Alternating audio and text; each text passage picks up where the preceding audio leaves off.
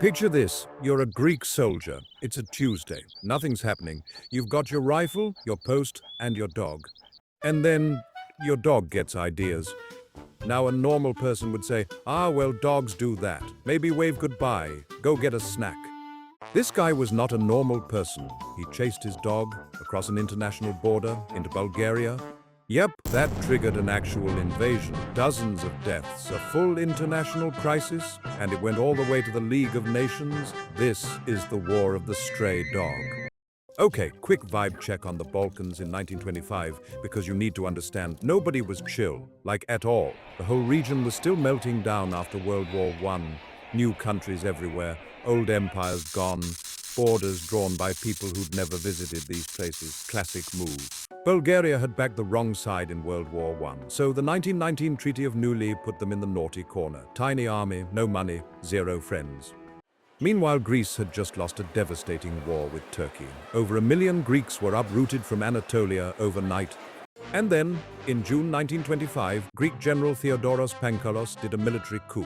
Pangalos was ambitious, aggressive, and had the diplomatic subtlety of a sledgehammer. He'd just seized power and needed to look strong, which is a fun combination when you have a tense border and a very irresponsible dog.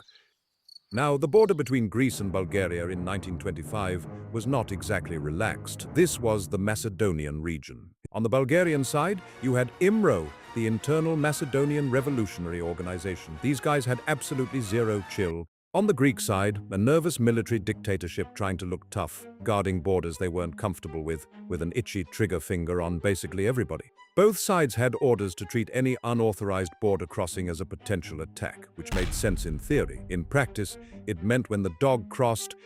Now here's where it gets interesting. There are actually two versions of what happened. Both sides believed theirs. Surprise, surprise.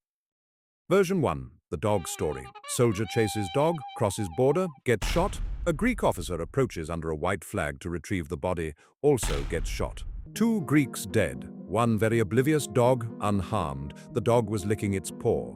The dog did not care. Version 2, Bulgaria says Greece provoked the whole thing. Their soldiers advanced on a Bulgarian outpost. The guards just responded. What mattered was what Pangalos decided to do about it. When news reached Athens, Pangalos went full send the troops mode. Immediately, he demanded Bulgaria apologize, punish their soldiers, pay compensation, all within 24 hours. Bulgaria's PM Lyapchev was actually being reasonable. They acknowledged something bad happened. They expressed regret. They said, let's investigate this properly. Which was a completely sensible response. Pangalos did not want sensible. Pangalos wanted a moment. He needed the Greek public, exhausted, struggling, refugee flooded, to see their military man delivering results. So he ordered the invasion.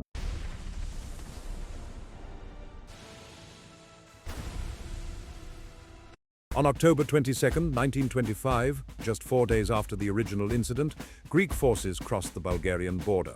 They advanced on the Struma River valley toward the town of Petrich, a small Bulgarian town that was about to have a very bad week. Petrich was a quiet mountain town, a church, some stone buildings, a bird singing, beat then dust clouds on the horizon. Greek forces occupied Petrich and surrounding villages. Bulgarian civilians fled. Windows were shuttered. The Bulgarian regular army, remember, gutted by treaty, couldn't mount a real counterattack. Their entire army was capped at 20,000 troops. For the whole country, so the resistance that did happen came mostly from irregular volunteers and IMRO fighters. Look, this is where we acknowledge that however absurd this started, real people died. Around 50 Bulgarians killed, mostly civilians. Around 121 Greek soldiers. That's not funny, that's just tragic. The League of Nations, created specifically after World War I to handle exactly this kind of situation. One country randomly invading another one, because of a dog. Bulgaria immediately appealed to the League, and to their credit, they actually moved fast on this one, genuinely fast. This was their moment. The League's message to Greece was essentially, stop! What are you doing? Stop! To Bulgaria, hang tight, we've got you! Britain and France made their displeasure clear. If Greece didn't comply, the League's members would act collectively against them. Pangalos looked at the scale. Greece on one side, literally every other relevant country on the other. Pangalos blinked. Greek forces began withdrawing on October 29, 1925. The whole occupation had lasted 1 week. The arrow went back the way it came. The League's investigating commission went in, looked at everything, and concluded Greece was the aggressor. The original incident did not justify an invasion. Greece was ordered to pay £45,000 in compensation. Bulgaria got the cash, the League got to pat itself on the back, and Greece got international embarrassment. Now you'd think this is where Pangalos learned a lesson, reflected on his choices, became a more measured leader. You'd be wrong.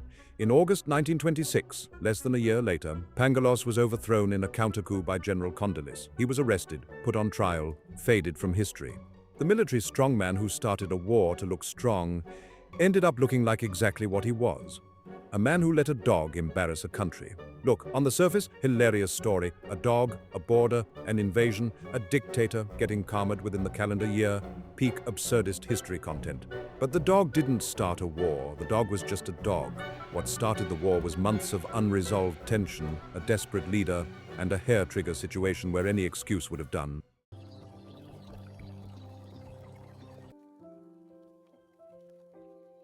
And that is the completely real, genuinely unhinged story of the War of the Stray Dog. Which absurd historical event should I simplify next? Drop it in the comments. Don't let your dog start an international incident.